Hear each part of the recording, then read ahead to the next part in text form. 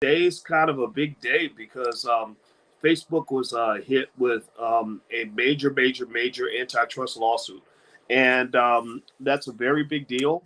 It's something that I've been waiting for a really long time because Facebook has been in violation of antitrust law for quite a while. They just it was just never enforced. So let me see here. Yeah, let me see if I can find an article on it. I'm gonna read some of this to you. This is according to CNBC. The FTC and states are suing Facebook and could force Facebook to divest Instagram and WhatsApp. Facebook now faces a legal challenge on antitrust grounds. Facebook first disclosed the Federal Trade Commission was investigating its business in July 2019. Shortly after, a group of state attorneys general announced their own investigation into Facebook and over competition matters. The Federal Trade Commission and a coalition of 48 attorneys general filed two separate antitrust lawsuits against Facebook on Wednesday. The lawsuits target two of Facebook's major acquisitions, Instagram and WhatsApp. Both are seeking remedies for the alleged anti-competitive conduct that could result in requiring Facebook to divest the two apps. The company's stock was down almost 4% following the news of the lawsuit. So Facebook's stock took a hit, and I'm not surprised. I'm actually surprised that it wasn't a bigger hit. I'd be curious to know or figure out why that's the case. But Facebook, here's the thing about Facebook, and I'm going to read more of this article in a second. Facebook has been in clear violation of antitrust law for a very long time. And Facebook also is part of, this whole internet censorship thing that they've been doing, which has been unbelievable and absolutely ridiculous. When you're banning people like Louis Farrakhan and saying that he's a dangerous man, even though he's never hurt anybody, not with any of the things he said on social media. It kind of just that to me was kind of one of the things that I saw that really bothered me because there was no alternative out there to Facebook. And so Facebook is interesting because if you look in the history of Mark Zuckerberg and how Zuckerberg has done business, he's been very, when the information kind of gets leaked out, you can see where he deliberately, as a corporate strategy, they deliberately copy their competitors. And if they can't copy them, they'll go try to acquire the competitors or crush the competitor, right? And so effectively, this suit was a long time coming. I thought that they just stopped enforcing antitrust law, really, because I think 30 years ago, this suit would have come a lot sooner. The FTC is alleging that Facebook engaged in a systematic strategy to eliminate threats to its monopoly, including the 2012 and 2014 acquisitions of Instagram and WhatsApp, which the FTC previously cleared. Facebook acquired Instagram for $1 billion and WhatsApp for $19 billion. So what they're basically saying is that Facebook, whenever a competitor rolls up, they will pretty much go use their money to go buy the competitor. And that's something that, that's a pretty standard strategy if you can get away with it, if the government's not going to stop you. But we have these things called antitrust laws, which are supposed to stop you from doing that kind of thing. As part of the lawsuit, the FTC will seek a permanent injunction that could result in the divestiture of Instagram and WhatsApp. The agency said, additionally, the FTC will seek to prohibit Facebook from imposing anti-competitive conditions against third-party software developers. Quote, since toppling early rival MySpace and achieving monopoly power, Facebook has turned to playing defense through anti-competitive means, the FTC states in its lawsuit. After identifying the two significant competitive threats to its dominant position, Instagram and WhatsApp, Facebook moved to squelch those threats by buying the companies, reflecting CEO Mark Zuckerberg's view expressed in a 2008 email that it is, quote, better to buy than compete. So basically, Zuckerberg, he's told on himself a lot throughout the years, if you follow this. The FTC lawsuits also note that Facebook tried and failed to buy Twitter and Snapchat. Quote, in lamenting that Twitter had turned down Facebook's offer to be acquired in November 2008, Mr. Zuckerberg wrote, I was looking forward to the extra time that would have given us to get our product in order without having to worry about a competitor growing. Now the complaint from the states looks like this. While the states and the FTC cooperated during the course of their investigation, the coalition of states led by New York Attorney General Letitia James chose to file a separate lawsuit. James said at a press conference Wednesday, the state lawsuit sent a message that, quote, any efforts to stifle competition, hurt small business, reduce innovation and creativity, cut privacy protections will be met with the full force of our offices. Facebook first disclosed that it was being investigated on antitrust grounds by the Federal Trade Commission in July 2019. A coalition led by Letitia James announced a probe into the business shortly after. Facebook has faced accelerating scrutiny around both its handling of user data and competition practices since 2017, when news investigations revealed its service had been used by political data firm Cambridge Analytica to gain information about users without their consent ahead of the 2016 U.S. presidential election. The FTC settled with Facebook for $5 billion last year after probing its data practices, which tech hawks in Congress criticized as a slap on the wrist in Facebook. It represents only about 9% of Facebook's 2018 revenue. And I remember when that happened. So Facebook has become such a Goliath that literally Mark Zuckerberg, when he does his conference calls with investors, he talked about the $5 billion payment and barely flinched. He said, yeah, we're going to have to pay this. The stock didn't move. The investors didn't care. They said, look, as long as you can keep robbing banks and making as much money as possible, we're okay with that. We still love your company. So this is really interesting. I'm going to read more of this to you. So in the Facebook antitrust lawsuit, they said on the competition side, lawmakers have criticized the FTC for failing to adequately scrutinize Facebook's past acquisitions of Instagram and WhatsApp. The House Judiciary Committee on Antitrust released internal Facebook documents from its own investigation into the company that showed Facebook executives worried about Instagram's rise. In one correspondence between Instagram's chief and an investor, he worried Facebook CEO Mark Zuckerberg would, quote, go into destroy mode if he refused to sell. So basically, what they're kind of saying is that Facebook became almost like economic gangsters. Basically, if you think about it, when the gangsters move in your neighborhood, the first thing they do is they sell you protection.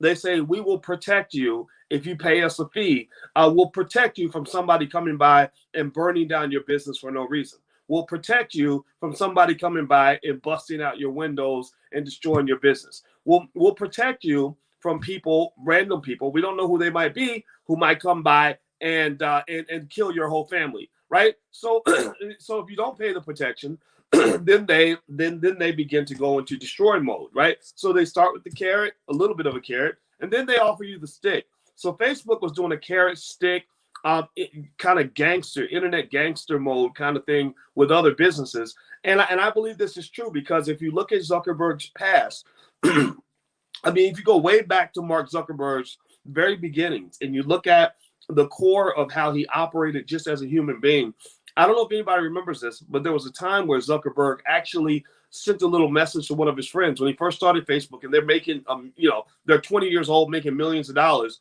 And he said something like, can you believe that people are stupid enough to give me all their personal information just because I asked for it? And he basically said people were stupid for giving him their information. And so now this guy has more power than most governments. Facebook makes more money, has more influence than most governments. They can turn elections just by changing the algorithm. They are the destroyer of worlds. They can go in. When Facebook shifts their algorithm just a little bit, thousands of businesses go bankrupt. I met a lady at a conference one time who was making $2.2 million a year. She had a really big Facebook page, and she was selling like products for kids and stuff like that. Well, she had a staff of people. She was paying maybe 10, 20 people. They're making $2 million a year. Facebook changed the algorithm. Their business plummeted. Their revenue went from 2.2 million a year to about 200,000 a year. She had to fire every single person on her team. And Facebook just doesn't care.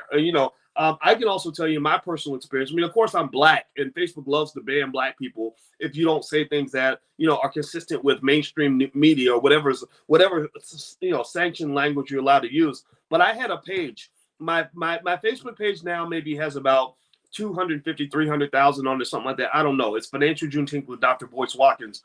But I had another page, And that one has 600,000 people on it. And it was very active. It was so active, in fact, that the rapper Young M.A., the rapper Young M.A. out of New York, I put one of her videos on that page, and she went so viral that she got her first record deal off of that page. Like she says this in interviews that's where she got started. So Facebook decides that there's some posts that I had put up maybe 4 or 5 years ago, and they somehow their bots go digging back 5 years, and they found something where I quoted Malcolm X or something, and decided that was hate speech. And they then said, we have suspended your page. And suspended, I'm like, what does that mean? It's not gone, it's still here. I can see it, but nobody else can see it. So we messaged Facebook over and over and over again. We were hitting them up like, hey, what's going on? Can we talk to somebody? No response. Nobody. That page literally sat suspended for like 2 years, 2 or 3 years, and then eventually it just disappeared. So fortunately, we had our business like kind of diversified. This is a good message, a good lesson on diversification with your business. You got to protect your interests and have your stuff spread out. But we were actually generating revenue from that page. Like that was a business. I was paying Black people with revenue we were earning from the business we ran off that page, and Facebook just destroyed it, gave no due process, gave no reaction, no recourse, no nothing. So Facebook, this is my point. Facebook's antitrust lawsuit was a long time coming. Facebook has been a monopoly for a very long time. Facebook, remember I always talk to you guys about how a company, their attitudes and behaviors kind of take on the form of the leadership. And the leadership in Facebook, the money has become a little bit too important for them. Capitalism, they represent kind of the dirty side of capitalism, because Facebook, if you recall, also was a very different company before they went public. Once they went public, Facebook went from being a public good to being a public bad, to the point where they start charging you. They get you to build these massive audiences, and then they put up a paywall where they're charging you to get access to the audience that you built, and then they'll sell that audience to other people. So the business model is one where if you think about business, here's where I go with Facebook and the antitrust suit, and then I'm going to stop and I'm going to answer you guys questions. Is the Facebook antitrust suit is something where if you remember the way businesses are structured, businesses are entities that have multiple stakeholders. The stakeholders in a business consist of the owners of the company, the managers and employees of the company, the customers of the company, the suppliers to that company, and then the environment itself. So one of the flaws, this came from the University of Chicago, the Milton Friedman and his buddies in the 1970s, basically came with this very bad idea in terms of how business should be run in America. They basically said that instead of a business operating to the benefit of all of its stakeholders, right, benefiting customers, suppliers, the environment, the employees, etc., the business only owes one person or one group, and that's the people that own the business. That's the people that are building wealth, the stockholders. Like that's it. Your number one goal as a manager is to maximize stockholder wealth. To hell with everybody else. I used to have to teach this. It drove me crazy. I had to teach this when I was teaching at Syracuse University. You have to teach what's in the textbook, and because it came out of the University of Chicago, which is kind of like the Vatican of finance, right? In academic finance, University of Chicago was like the Vatican. Like when the Pope spoke, you didn't speak against the Pope. So they came out with this nonsense, and they won Nobel Prizes off this BS, which is going to end up hurting and harming and really destroying America. This BS that says that all you have to do is take care of the shareholders. That's all that matters. So we're teaching this stuff. And I remember thinking, this is not how business is supposed to be run. And that's also why when I talk to you guys, and we talk about business and economics, I don't really talk about capitalism. I talk about things like powernomics. Capitalism doesn't interest me. Free enterprise interests me. And one thing I've always said to you guys, and this is why the Black Business School is so different, is that we reshape business models that fit the needs and the expectations of the culture of the Black community. And one thing about the community is that you can't have a model that simply says you take care of the people at the top, to hell with everybody else. That doesn't elevate a community. That rapes a community almost, or it definitely exploits the community. So what's going to happen here in America? Let's talk about America. Let's talk about Facebook. Okay, in America, capitalism is going to just destroy America. Capitalism's already gutted your government. Your government has more debt than they can ever repay because everybody somehow in the 1980s, approximately around the Reagan era, started to believe that greed was good. Milton Friedman at University of Chicago and his neoconservative buddies all started basically pushing forward this ideology that greed is okay, that taking care of wealthy people is important. If you take care of the people at the top, then you get this trickle down economics, which has been proven to not work like time and time again. So America is going to decay because of that. That's why your cities can't pay their bills. Your states are going bankrupt. Your federal government is going to be next. It's going to be a mess, and it's not going to get any better. Now, if you talk about Facebook, I think that this lawsuit, again, the antitrust suit, it should have been filed, 5-10 years ago. It doesn't have any teeth. Nobody knows.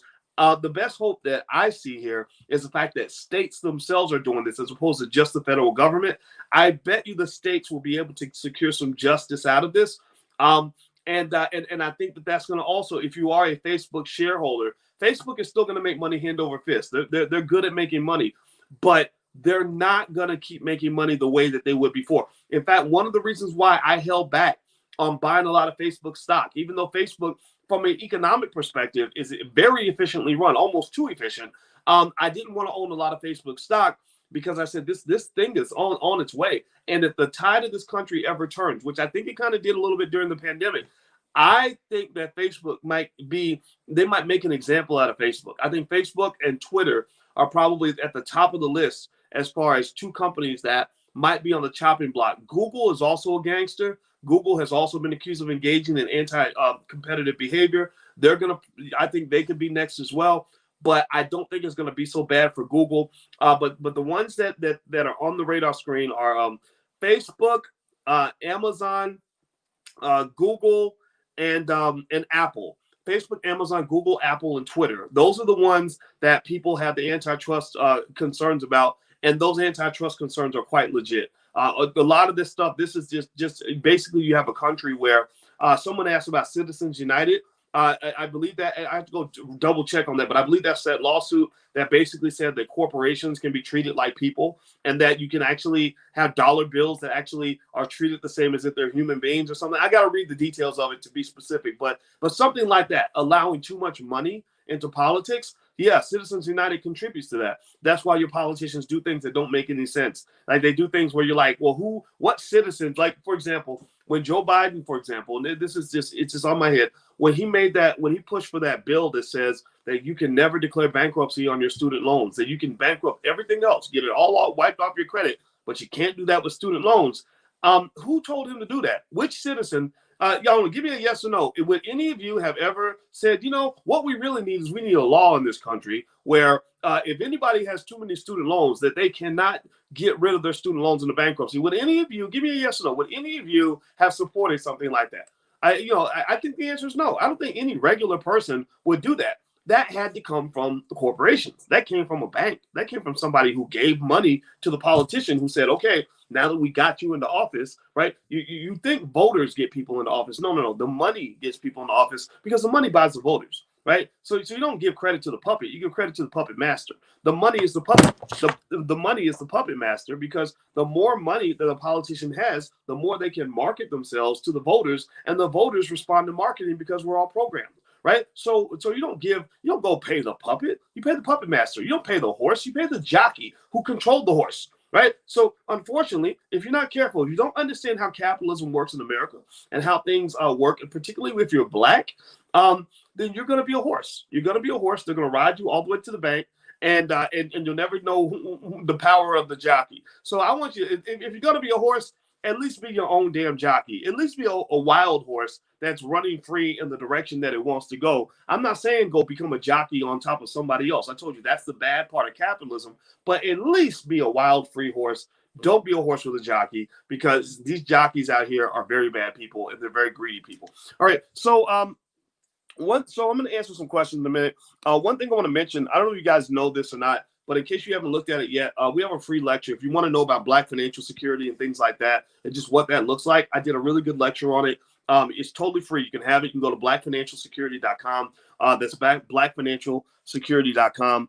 And then also don't forget that the Black Wealth calendar is also available. If you want to get a Black Wealth calendar for 2021, we have a few more left. It has financial principles in the calendar. It's a very great tool for you to learn the basics of economics and reinforce basic principles with your family. One thing you'll find about economics is that if you understand basic rules about buy low, sell high, or the three pillars of wealth, or consistent stock market investing through the $5 a day plan, things like that. That's all you need. That's what will get you over the hump. That right there will put you ahead. Those three things I just mentioned literally will put you ahead of 80% of the American population, because literally the financial literacy in this country is almost zero. Because I bet you can't think of almost any time in college where you were really taught the keys of economic freedom and independence. What you were taught was how to integrate yourself into the system. And this is not just for Black people. This is what they do to white people too.